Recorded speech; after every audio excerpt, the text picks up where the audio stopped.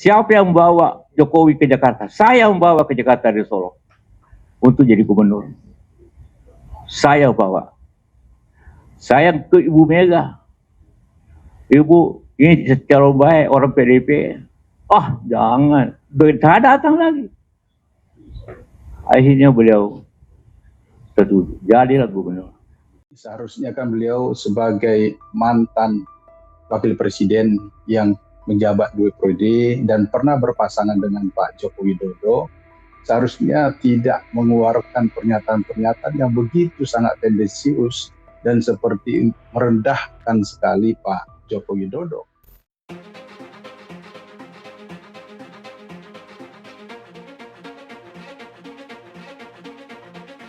Pernyataan Wakil Presiden ke-10 Jusuf Kalla, yang mengaku punya peran penting di balik terpilihnya Joko Widodo sebagai Presiden ke-7 masih menuai beragam komentar dari berbagai pihak. Sebelumnya, JK meluapkan kekesalannya terhadap pihak-pihak yang kerap mendiskreditkan hubungannya dengan Jokowi.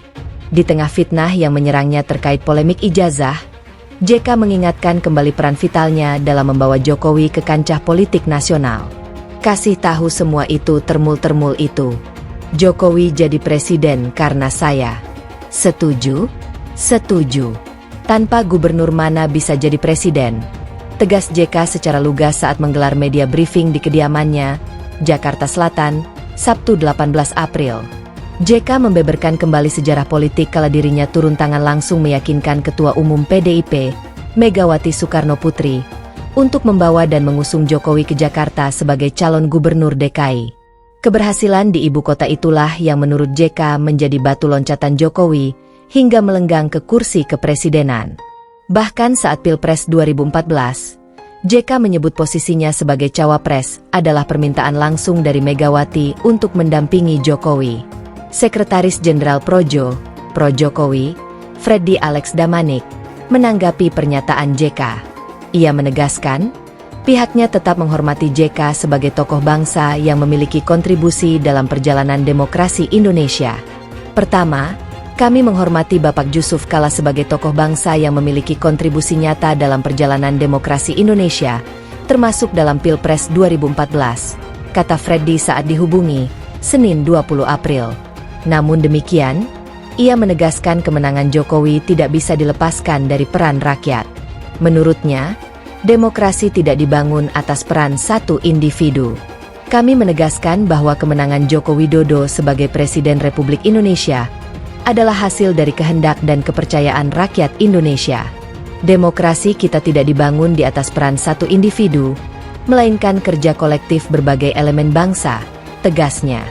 Mantan Wakil Presiden Indonesia, Jusuf Kalla, kembali menjadi sorotan setelah pernyataannya yang dinilai menyindir keberhasilan Presiden Joko Widodo selama masa kepemimpinannya. Dalam sebuah forum diskusi publik yang digelar baru-baru ini, Jusuf Kalla menyinggung berbagai capaian pembangunan yang kerap diklaim sebagai keberhasilan pemerintah saat ini. Dalam pidatonya, Jusuf Kalla menekankan bahwa keberhasilan suatu pemerintahan tidak bisa hanya diukur dari pembangunan infrastruktur semata. Ia menyebut bahwa indikator kesejahteraan masyarakat, seperti pemerataan ekonomi, stabilitas harga kebutuhan pokok, serta daya beli rakyat, juga harus menjadi perhatian utama. Pembangunan itu penting, tetapi yang lebih penting adalah bagaimana masyarakat merasakan dampaknya secara langsung, ujar Kalla di hadapan peserta forum. Pernyataan ini kemudian ditafsirkan oleh sebagian pihak sebagai sindiran terhadap gaya kepemimpinan Joko Widodo yang dikenal fokus pada pembangunan infrastruktur besar-besaran. Lebih lanjut, Kalla juga mengingatkan bahwa utang negara yang meningkat perlu dikelola dengan hati-hati agar tidak menjadi beban di masa depan. Ia menekankan pentingnya kehati-hatian dalam mengambil kebijakan ekonomi, terutama dalam kondisi global yang tidak menentu. Meski demikian, Kalla tetap mengakui adanya sejumlah kemajuan yang telah dicapai selama pemerintahan Joko Widodo, terutama dalam hal konektivitas antar wilayah. Namun, ia menilai bahwa keberhasilan tersebut harus diimbangi dengan peningkatan kualitas sumber daya manusia dan penciptaan lapangan kerja yang lebih luas. Pernyataan Jusuf Kalla ini memicu beragam reaksi dari publik dan pengamat politik. Sebagian menilai kritik tersebut sebagai bentuk kepedulian terhadap arah pembangunan nasional, sementara yang lain menganggapnya sebagai kritik politik menjelang dinamika pemilu mendatang. Diskursus ini mencerminkan pentingnya evaluasi berkelanjutan terhadap kinerja pemerintah demi memastikan pembangunan yang inklusif dan berkelanjutan bagi seluruh rakyat Indonesia.